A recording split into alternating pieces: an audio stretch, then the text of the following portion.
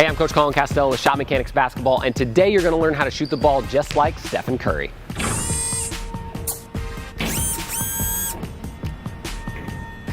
All right, so the first thing we're going to talk about is Stephen Curry's feet when he shoots the ball. Now, your feet are really important because they're kind of the base and the foundation of your jump shot, and that's where everything starts on the way up through. So the first thing I want to talk about is the turn. Now, a lot of coaches will tell you that you need to square up to the basket when you shoot the ball, meaning that all 10 toes are going to face the rim. The problem with this is it has a ton of it makes for your shoulders to have a ton of tension. So when you go to release the ball above your head, it makes it really, really difficult to have that smooth one motion release that guys like Steph Curry have. So what I suggest you do, and what Steph Curry does, is you tilt your feet just slightly off to the side. So if you're looking at the three-point line here, you can tell my right foot is closer to it than my left foot. And just having this slight tilt in your feet, make it so as you bring the ball up, you're shooting hip, elbow, shoulder, and all are aligned with the basket. That's gonna help you shoot the ball straighter and eliminate a lot of left to right misses. I've seen players that have been square shooters their entire life and increase their shooting percentage maybe 10 to 12% just by turning their feet immediately. So it's something that's really, really important and something that you probably wanna try. So take a video of your jump shot, see what you got going on, and then kind of assess. You wanna make sure that you're not turned too far or too little. So some people like a small turn, some people like a bigger turn, but where you want to be careful of is that you're not turning too much. I've seen players kind of start getting carried away and they start turning at 90 degrees, and then that makes it pretty hard to get all that power and momentum into the basketball as well. So generally you're going to want to turn your feet somewhere between, like if there was a clock on the ground, somewhere between like 11 and 10:30, somewhere in there. But each player is just a little bit different. So think about turning your feet just a little bit, just like Stephen Curry, and it's going to help unlock all that power in your shoulders. It's going to make it a lot easier to shoot with range and consistency. All right, so the next thing that you want to think about on your footwork, much like Stephen Curry, is having your heels up at all times when you're getting ready to shoot the basketball. A major mistake that a lot of players make is when they catch the ball or they're going into it off of a pull-up, is that they plant their heels into the ground as they're stepping into it. Now the issue with this is as you plant your heels, it sucks all your energy and momentum into the ground, and it makes it that much harder to regather it, so it slows your jumper down a ton, you lose a lot of range, and you lose a lot of quickness. So one thing you can do is you can make sure that you're always on the balls of your feet and your heels off the ground, just like this. So you can tell that if I'm on the balls of my feet, my heels kind of act as a natural springboard and allow my ankles, knees, and hips to all work together to get that quick pop into the jump shot. So the ball makes it all the way to the basket really easy, really smoothly. So a great way to think about it is like a diving board. I always like to think about it like a diving board. If you're trying to jump off of a diving board, you don't run, plant your heels into it, and then try to spring off. You stay on your toes, right? And a jump shot's pretty much the same thing. As you're catching the ball and you're getting ready to go into your shot, you're just springing off of the toes, and you have very little contact time with the ground, and you're using all three of those joints together to get the spring of the jump shot. So try to stay on your toes, and if you keep your heels off the ground, it's gonna help you out a ton. All right, so the next thing that's really important on Steph Curry's shot is that he has a one motion jumper. And basically that just means as he's getting ready to shoot, the ball goes up in a one motion manner and never pauses or never hitches. So a problem that a lot of players have is when they get ready to shoot, they bring the ball up and it breaks the plane of their forehead. So you can pretend like if you drew a straight line up on your forehead, if the ball breaks that plane, that means it's going backwards and then it has to come forwards, making it a two motion shot. Now the issue with this is many times that makes it so it has a poor arc on the shot. So if you bring it back, it kind of turns into more of a catapult where it comes forward. Where guys like Steph Curry keep it all smooth in one motion going up, that way he gets that optimal arc, so mathematically he's gonna hit more shots. So really kind of the way that I like to tell if you have a one motion or two motion is just by the plane of your forehead there. So what I would do is I'd film yourself shooting, check it out, and see if at any point during your shot, if the ball comes behind that plane of your forehead. If it breaks that plane, odds are you've got a two motion shot and it's probably limiting your range and limiting your shooting percentage as well. So try to make sure it's one motion. One thing to think about with the one motion is, a lot of younger kids especially try to shoot the ball from the chest right here. And it's good and smooth in one motion. And then as they get older, they try to move it by the forehead, and that's where they need that extra power and it comes off. So just make sure that when you're doing your one motion, if you're trying to move your set point up, I like to think about putting my finger on my eyebrow right here. If I can get my finger up on my eyebrow, it's gonna stay in front of my forehead, keeping that smooth one motion all the way to the basket. All right, so next let's talk about Steph Curry's shot line. And the shot line is basically just the path that the ball takes on its way from the catch all the way through the release. Now what a lot of players do is they start their shot line wherever they catch the ball at.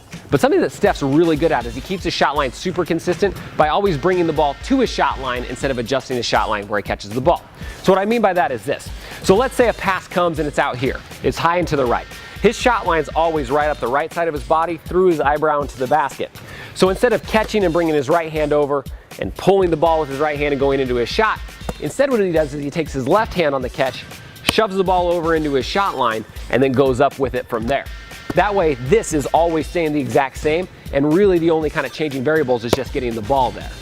So he's really, really great at bringing the ball over to his right hand instead of having his right hand go and get it. So think about on his pull-ups, right? He's really good at hitting that left-handed dribble, kind of hesitation pull-up. And the reason why is because a lot of guys, they do their left-handed dribble, they bring their right hand over to catch the ball like this, and then they try to go up and everything's out of alignment. But instead, if you watch him when he goes into his pull-up, he shoots the ball over with his left into his right hand. That way everything's all perfectly aligned to the basket. So always think about, instead of having your dominant hand come get the ball on a bad pass, try to bring the ball to your dominant hand as it's already set and ready to go. That'll make your jumper faster, it'll make it smoother, and it'll make it much more consistent. All right, so we touched on it a little bit before, but Steph Curry has a perfect eyebrow set point. A lot of great shooters shoot like this, like guys like him, sometimes Klay Thompson, Damian Lillard. And basically it's just the idea is as you bring the ball up, the time that it starts moving towards the basket on your release is right when your fingers get to your eyebrow, right about here. So if you look at Steph Curry, when he brings the ball up, most of the time he just kind of sets the ball right up on the top of his forehead right here, and then begins his release up towards the basket. Now this is great because a lot of young players, like I mentioned before, like to shoot from down here on their chest. And this works when they're younger, but the older you get, this to this makes a huge difference to having the defender be able to get a hand on the ball, block the ball, swat it. So what you want to do is you want to begin to bring it up, but make sure that it doesn't go any higher than your fingers right on your eyebrows right here. Because if you do, if you start bringing it up, your elbow's going to go towards the basket and it's going to turn into that two-motion shot we talked about earlier. So really, I always just like to take my pointer finger, put it right on my forehead, and that's where I want to bring the ball up to, and then forward on my release. So if you can get that set point up by your eyebrow, it's going to help a ton for arc, it's going to help a ton for smoothness, and you're going to be able to hit more shots because of it. All right, so now let's talk about Steph Curry's release. Now, Steph is what we call a middle finger shooter, meaning that his middle finger is the last finger to touch the ball, and it finishes down towards the ground. Now, there's a couple keys to think about when you're shooting with your middle finger. Number one, you want your middle finger directly in the center of the ball. If on that release, if your middle finger is off to the side, it's going to cause everything to be out of alignment, and you're probably going to miss to the left or to the right. So it's really imperative that on your release, you make sure that your middle finger is in the center of the ball. That way, everything flies straight. Now the next thing you can do to get this middle finger release is what I call a palm rotation. And this is something that a lot of middle finger shooters do because to get your fingers or your middle finger in the center of the ball, it's kind of hard on your wrist. You get a lot of wrist tension back there. So a palm rotation is just the idea that as you bring the ball up, your shooting hand's going to stay on the outside of the ball. And as you bring it up to your set point, you're going to start to rotate it around so it's behind. So as you bring the ball up, it's on the side, rotate it around to where it's on the back, and then follow through with your palm down towards the ground. Now, a lot of coaches will tell you that this is bad because there's extra motion, but really it's pretty repeatable and it's pretty simple to do. And it's something that a lot of middle finger shooters, guys like Steph Curry and myself, do when you're shooting a basketball. So again, keys here, you want your middle finger in the center of the basketball, and you want to use that palm rotation to rotate the ball around as it comes up to your set point, and then snap your wrist through the follow through. All right, so next let's talk about Steph's guide hand. Now, a lot of coaches will tell you that on your release, as the ball comes up, you want your guide hand facing straight towards the ceiling. And this works for some players, but for some players it works better if you point it towards your target a little bit. So guys like Steph Curry and James Harden, they're really good at when they have this guide hand come up, they keep it on the ball for enough time, and then as it comes out, they're gonna rotate their guide hand forward so their fingers are facing towards the basket and their thumb straight up in the air. Now, where this gets to be a little bit of an issue is if your palm starts rotating because you're pushing with your thumb, and so it's pointing down. So this is no. You don't want both palms facing towards the ground. But if you can bring the ball up and then flex your wrist forward, pointing towards the basket, it's gonna help guide the ball longer, and it's gonna keep it straighter. Because what a lot of athletes do is they have the issue of they bring it up, their guide hand's great, and then it gets really tense right here with the wrist, and so they just drop it off too early. And a lot of misses can come in that last little bit of your release. So if you can keep that guide hand straight with it and then flop it over just like your wrist, it's gonna help you out quite a bit to stable that ball for those last crucial seconds of flight. All right, so another issue that a lot of players have is the extension of their arm on the follow through, and this is something that Steph is awesome at. So when you release the ball, you wanna make sure that your arm is completely straight on the release. If it's bent at all, it makes it really hard to repeat that exact same spot every time, so it takes a lot longer to develop your muscle memory over time.